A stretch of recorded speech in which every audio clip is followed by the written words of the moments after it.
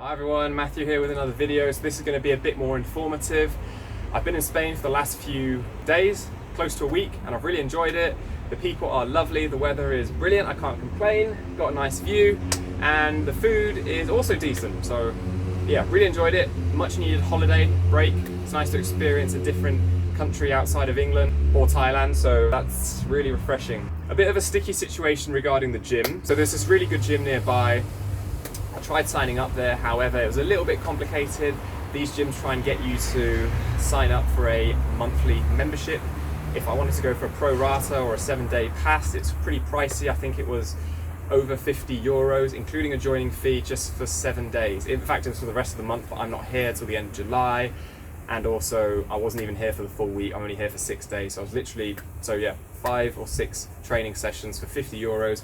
Just not a great deal for me. So that got me thinking, how can I stay healthy without the gym? So in this video, I'm going to share with you my 3 tips that I use to stay healthy when I don't have access to a gym. So sit back, relax, enjoy. Hopefully you find this video valuable. So number 1 is have a step count. Now this goes back to your non-exercise activity thermogenesis, which basically means all activity that are non-sports like. So this can be walking, this can be mowing your lawn, this can be something like typing, it could even be something as minor as fidgeting. Yes, that counts as your non-exercise activity thermogenesis. Especially in my situation where I don't have access to a gym, it's very important for you to stay active in any way you can. So going back to the aim of having a step count in mind, how many steps should you take a day?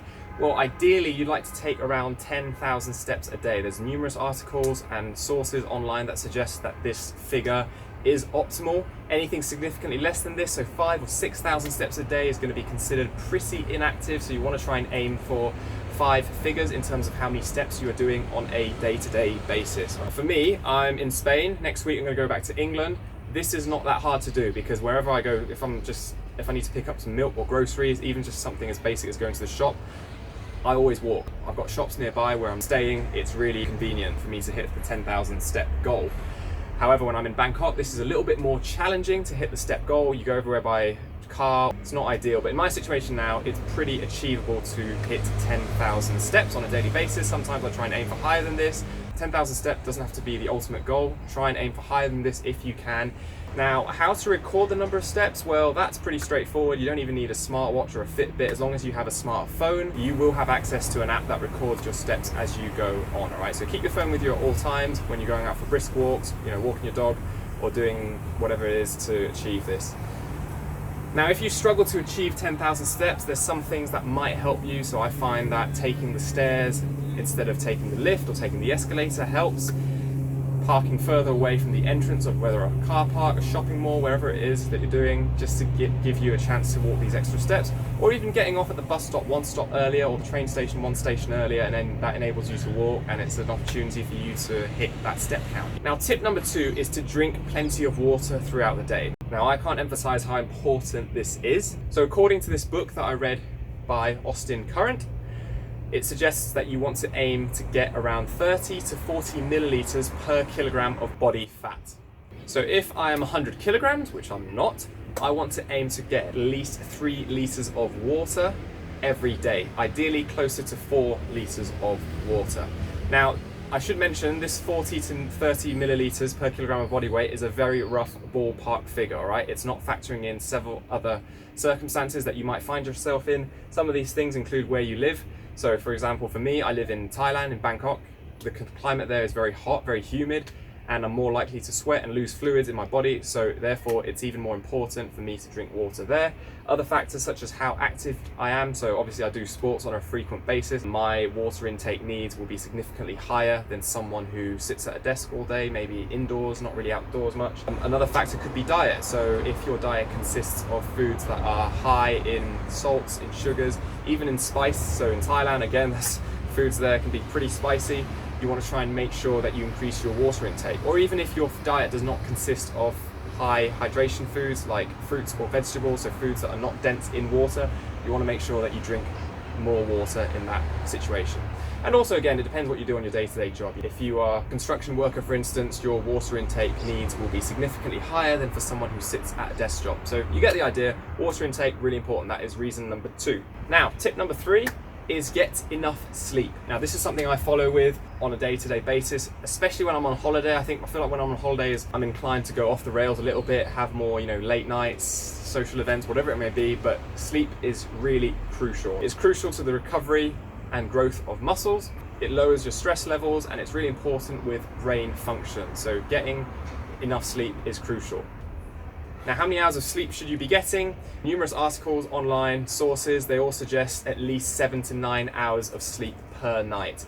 It's not just the quantity of sleep that you're trying to target. What might help with your quality of sleep are some of the things that I do here, which I'm going to share with you.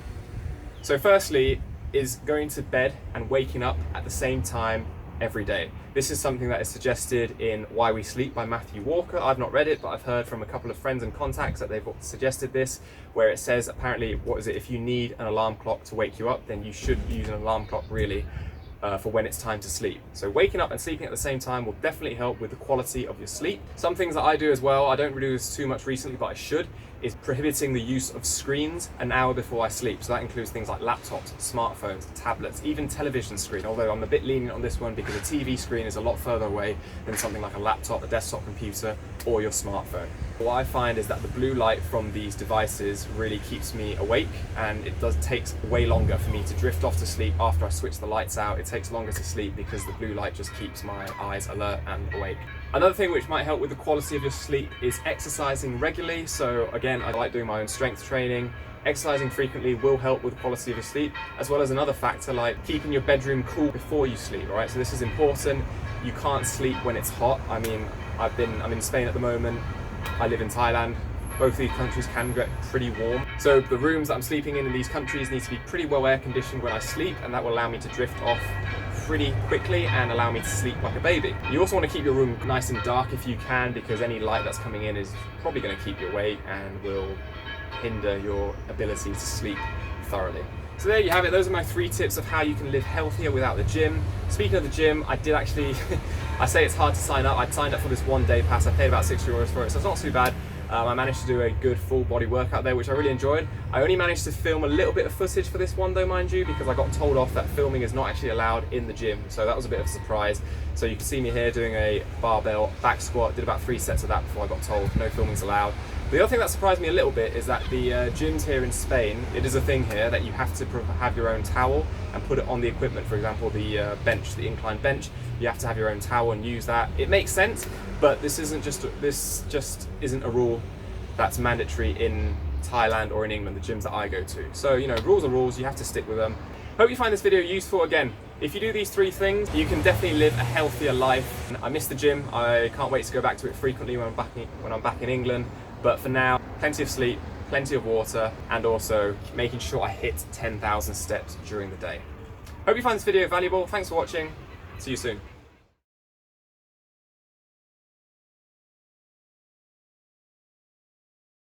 Alright, so it's not just going out for brisk walking. These can be things like, trying to take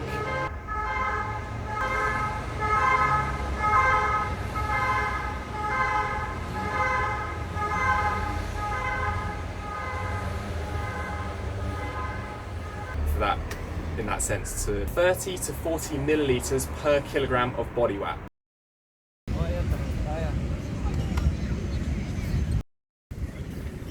Now, how many sleep should you be, if you do these 3,